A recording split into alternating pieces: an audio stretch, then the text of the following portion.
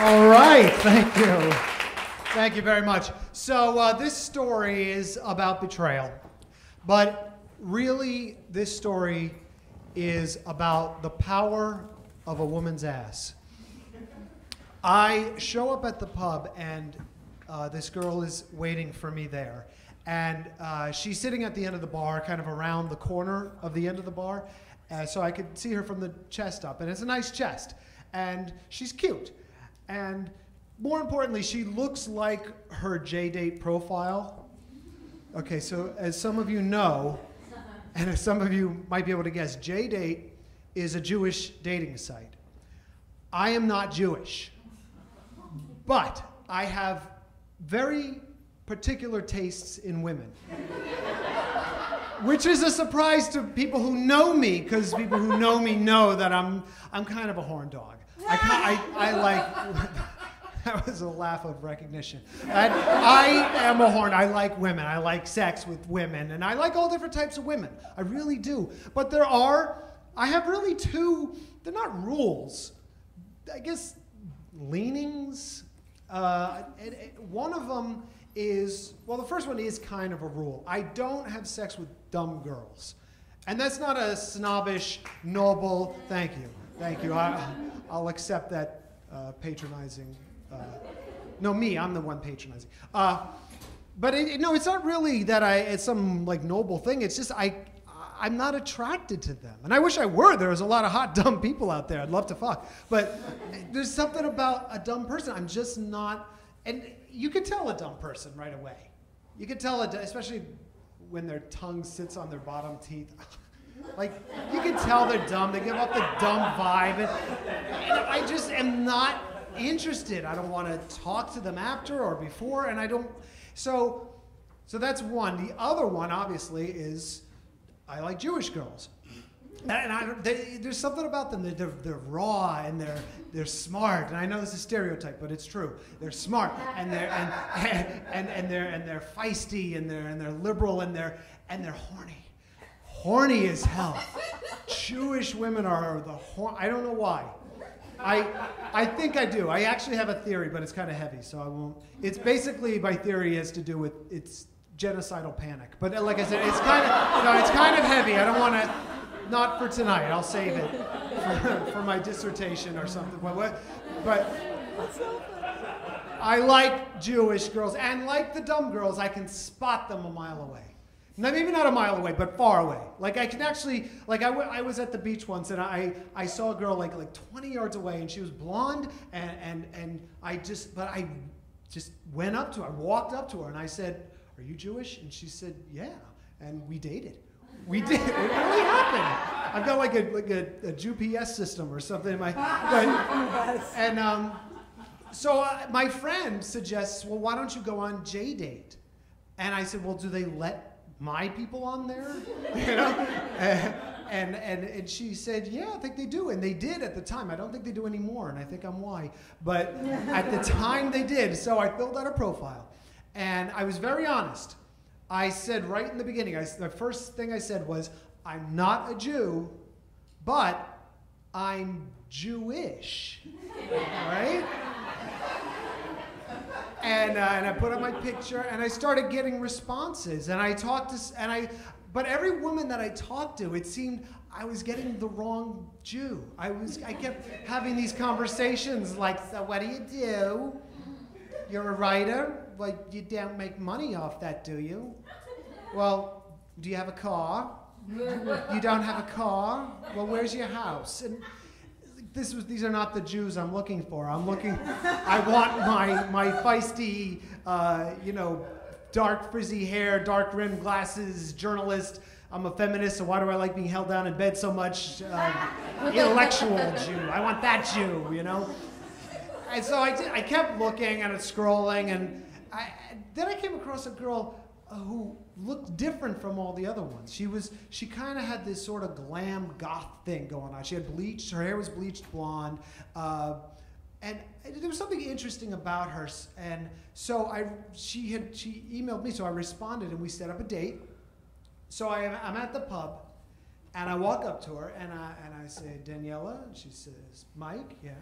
And she says, hang on a second. And she was cute, too. She had sort of like the corsety German milkmaid girl, which is kind of ironic, but like that sexy thing, you know, I thought it was hot, you know. And so she gets up, says, can you watch my bag? I'm going to go to the bathroom. I said, yeah. And that's when it happened. She turned around, and the biggest ass I'd ever seen on a white girl came swinging around at me.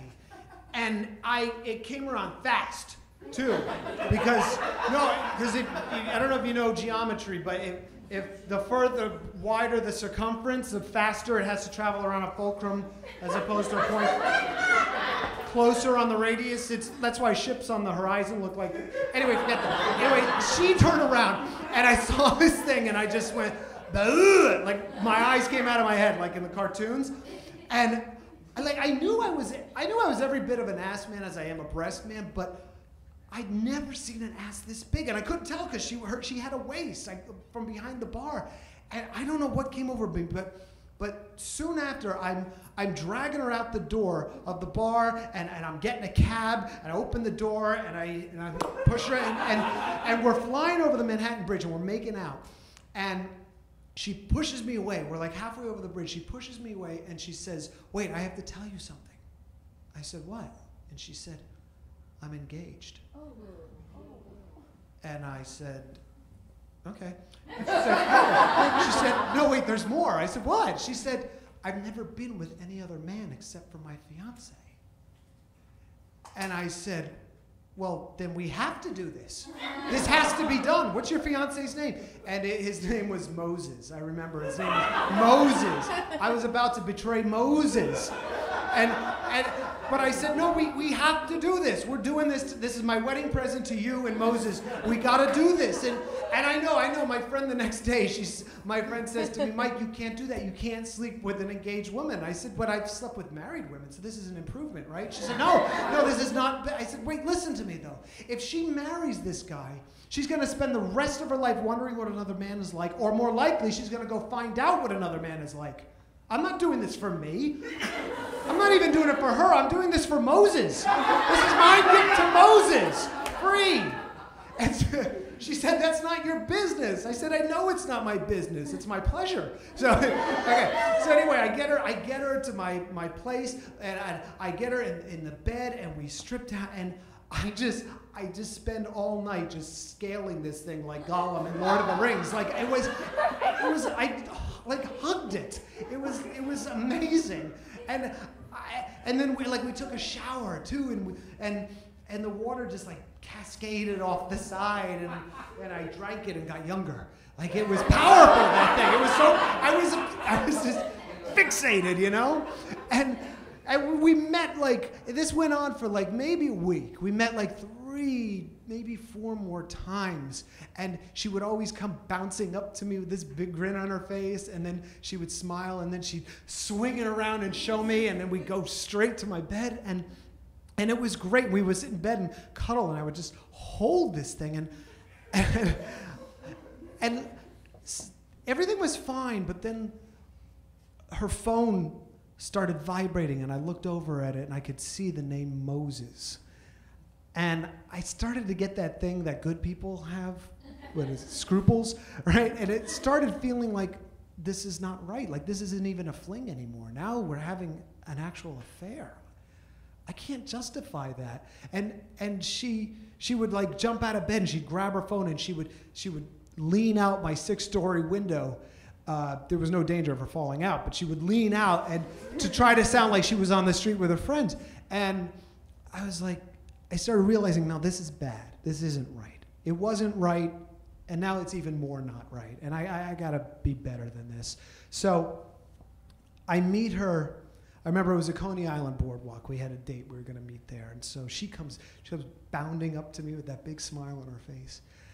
And I said, "Daniela, we can't do this anymore." And she looked at me with these sad eyes, and she said, "Why not?" I said, "Because you're engaged. This isn't right. You have to figure out if you're still attracted to your fiance." And she just nodded and said, "I know." I said, I'm sorry, Daniela, she said. It's okay. And I said, well, besides, you know, Yom Kippur is coming up. You're going to want to be with him, with your family. And she said, what's Yom Kippur?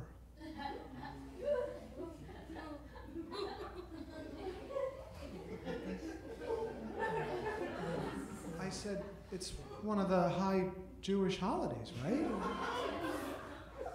And then it hit me. I said, Daniela, are you Jewish? She said, no. I said, well, then what are you doing on J-Date? She said, I like Jewish boys. I